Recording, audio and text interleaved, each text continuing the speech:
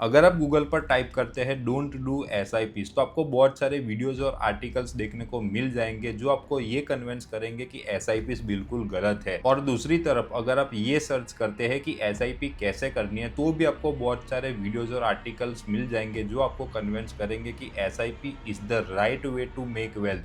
तो सच्चाई क्या है, क्या हमें एसआईपी करनी चाहिए या नहीं करनी चाहिए? तो इस वीडियो में विथ डेटा मैं आपको बताने वाला हूँ कि एसआईपी सही है या गलत। तो इस वीडियो को एंड तक देखना, आपको बहुत सारा कुछ नया जानना मिलेगा। तो अब आते हैं पॉइंट नंबर 1 पर, क्या हमें एसआईपी करनी चाहिए या नहीं करनी चाहिए। तो मैं आपको डेटा प्रूफ दिखा रहा हूँ। ये निफ्टी 50 एसआईपी रिटर्न्स है। ये डेटा है नवंबर 28, 2025 के। तो इसमें देखिए, एक साल के लिए अगर निफ्टी 50 में किसी ने एसआईपी की होती तो क्या रिटर्न्स होते? 17.23%। काफी अच्छे रिटर्न्स बने पिछले एक साल में। 3 साल का डेटा देखें तो 14.05%, 5 साल का 14.05%, 7 साल का 15.66%, 10 साल का 14.80% और पिछले 15 साल का डेटा देखें तो रिटर्न बन के आता है 13.82%। ये है केवल निफ्टी 50 मतलब स्टॉक मार्केट का जो थर्मोमीटर है उसके रिटर्न्स। अब मैं आपको निफ्टी 500 जिसमें लार्ज, मिड और स्मॉल कैप्स तीनों के तीनों इंक्लूड होते हैं, अगर हम उसके रिटर्न्स देखें तो पिछले एक साल में 15.12%, 3 साल में 15.35%, 5 साल में 15.66%, 7 साल में 17.44%, 10 साल में 15.87% और 15 सालों का एसआईपी रिटर्न निकल के आता है 14.89% ऑफ एनुअल रिटर्न। ये जितने भी आपने देखे वो एक साल के रिटर्न्स है। अब मेरे पास आपके लिए 4 क्वेश्चन है। पहला क्वेश्चन, एसआईपी करने में आपको यहाँ पर कोई भी टाइम पीरियड में लॉस हुआ? जी नहीं हुआ। दूसरा क्वेश्चन, हमारा जो महंगाई दर है मतलब जो इन्फ्लेशन रेट है वो 4 to 5% है, क्या उस रेट से आपको ज्यादा रिटर्न मिले? जी बिल्कुल मिले, उससे तो बहुत ही अच्छे रिटर्न मिले। तीसरा, हमारी जो एफडी है, एफडी हमें 6 से 7% रिटर्न देती है, क्या ये हमारे म्यूचुअल फंड्स के रिटर्न, एसआईपी के रिटर्न्स एफडी से ज्यादा है? बिल्कुल ज्यादा है, अप्रॉक्स उससे डबल रिटर्न्स हमें यहाँ पर मिले हैं। और चौथा क्वेश्चन, ये 12 से 13% रिटर्न जनरेट करने के लिए क्या हमें कोई मेहनत करनी पड़ी? बिल्कुल नहीं करनी पड़ी। क्या कोई मजदूरी करनी पड़ी?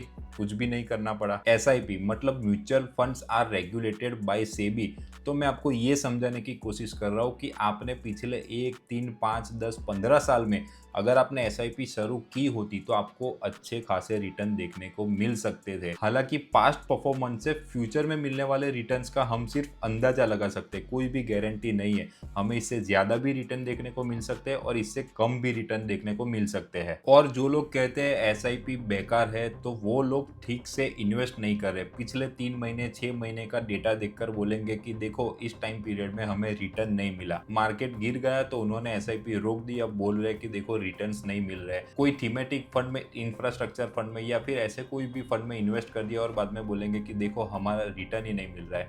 तो मैं आपको ये बोलना चाहूंगा कि आपने ठीक तरीके से एसआईपी शुरू नहीं की है। तो एसआईपी करने का सही तरीका क्या है मैं आपको इस वीडियो में पूरा डिटेल के साथ मैं आपको बताने वाला हूँ, तो इस वीडियो को एंड तक जरूर देखना। जो लोग मुझे नहीं जानते, मेरा नाम है राज परमार, मैं एक सेबी रजिस्टर्ड रिसर्च एनालिस्ट हूँ और ऐसे ही इंफॉर्मेटिव वीडियोस आपके लिए लाता रहता हूँ। तो अभी तक अगर आपने मेरा चैनल सब्सक्राइब नहीं किया है तो फटाफट जाकर के सब्सक्राइब कर दीजिए और इस वीडियो को एक लाइक जरूर कर दीजिए ताकि फ्यूचर में मुझे ऐसे ही इंफॉर्मेटिव वीडियोस लाने का मोटिवेशन मिलता रहे। तो चलिए अब सीखते हैं एसआईपी करने का सही तरीका क्या है।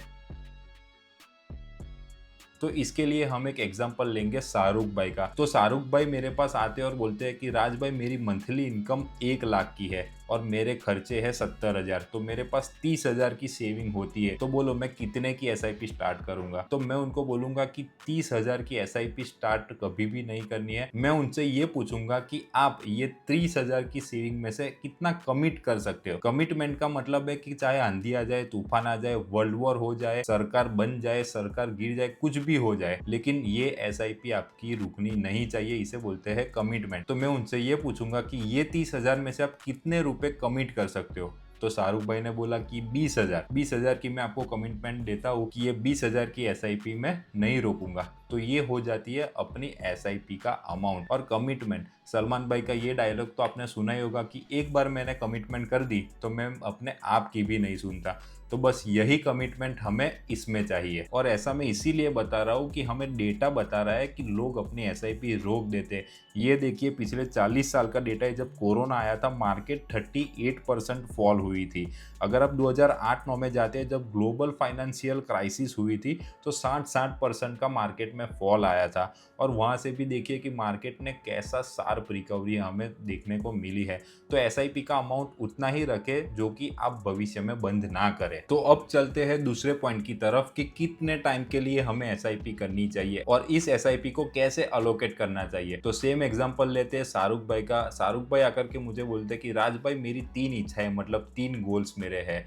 पहला गोल मेरा ये है कि मेरी बच्चों की पढ़ाई के लिए 10 साल के बाद मुझे रुपए चाहिए, तो उसके लिए मुझे एसआईपी करनी है। दूसरा गोल मेरा ये है कि 5 साल के बाद मुझे घर लेना है। और तीसरा गोल मेरा ये है कि 20 साल के बाद मुझे रिटायरमेंट ले लेनी है और लाइफ में थोड़ा आराम करना है। तो ये 3 गोल्स ऑलमोस्ट सबके ही होते हैं। तो ये आपके गोल का जो ड्यूरेशन है वही ड्यूरेशन आपका रहेगा आपकी एसआईपी के लिए। और जब तक ये गोल्स कंप्लीट नहीं हो जाते हैं तब तक आपको एसआईपी रोकनी नहीं है। तो अब आप मुझे बोलेंगे कि राज मेरे बच्चों की पढ़ाई का जो गोल है 10 साल का, तो उसके लिए मैं कितने की एसआईपी करूं।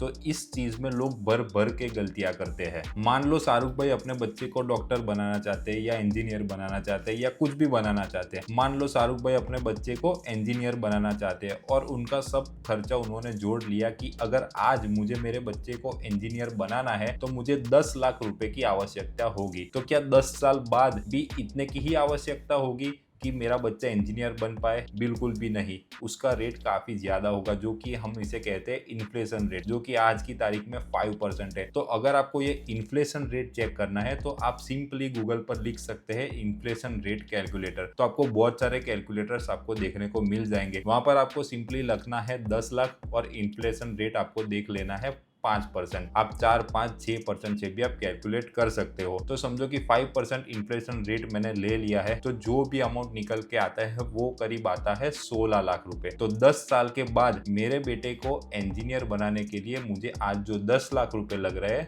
वो 10 साल के बाद मुझे लगेंगे 16 लाख रुपए। तो अब एसआईपी कितनी करनी है ये जानने के लिए आपको गूगल पर सर्च करना है एसआईपी कैलकुलेटर। तो आपको बहुत सारे कैलकुलेटर्स देखने को मिल जाएंगे। तो मैं वहां पर 8,000 डाल लेता हूँ और एक्सपेक्टेड रेट ऑफ रिटर्न में डाल देता हूँ 12%। ये कम या ज्यादा भी हो सकता है लेकिन एवरेज में लेकर के चलता हूँ 12%। और जो टाइम ड्यूरेशन है, जो मेरा गोल का जो ड्यूरेशन है वही मेरा ये टाइम ड्यूरेशन रहेगा। तो इसको मैं डाल देता हूँ 10 साल।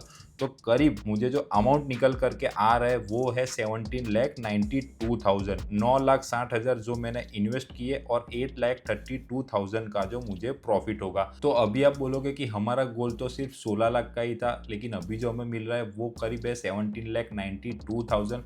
तो मेरी एसआईपी कम कर दूं क्या? तो ऐसा नहीं करना है, ऐसा बिल्कुल भी नहीं करना है, क्योंकि हमें इस पर टैक्स कैलकुलेट ही नहीं किया। अभी टैक्स की हम बात करें तो इस पर हमें लगता है long term capital gain tax. 8,32,000 पर हम हमारा LTCG मतलब long term capital gain tax देखे जो कि है 12.5%। तो वो करीब निकल करके आता है 1,04,000। तो हमें इस टैक्स को भी इसमें इंक्लूड करना है और जो हमारा फाइनल अमाउंट निकल करके आ रहा है वो अमाउंट है 16,88,000 रुपीज। तो आप इसी तरह अपने हर गोल के लिए कैलकुलेशन कर सकते हो। अगर आपको कैलकुलेशन में अगर कोई दिक्कत आ रही है तो आप अपने नजदीकी फाइनेंशियल एडवाइजर की सलाह ले सकते हैं, वो आपको प्रॉपर गाइड कर देंगे। और इस वीडियो में हमने जो शाहरुख भाई की बात की है तो उसका कैलकुलेशन का जो एग्जाम्पल है वो मैं यहाँ पर दे देता हूँ। लेकिन इस कैलकुलेशन को करने के बाद आपको एक प्रैक्टिकल प्रॉब्लम आएगी कि जो आपका कमिटमेंट है वो सिर्फ है 20,000 का, लेकिन आपकी जो SIP अमाउंट निकल करके आ रही है वो है 8,000 plus 10,000 plus 5,000 is equal to 23,000। तो ये जो बीच का 3,000 का गैप है वो फुलफिल कैसे होगा? तो उसका जवाब है स्टेप अप SIP। तो ये स्टेप अप SIP क्या है, कैसे वर्क करती है, अगर आपको जानना है तो कमेंट कर दीजिए स्टेप अप SIP। तो मैं इसके ऊपर पूरा एक वीडियो लेकर के आऊंगा। अभी तक अगर आपने इस वीडियो को लाइक नहीं किया है तो इस वीडियो को आप जरूर से लाइक कर दीजिए। तो मिलते हैं नेक्स्ट वीडियो में। वंदे मातरम।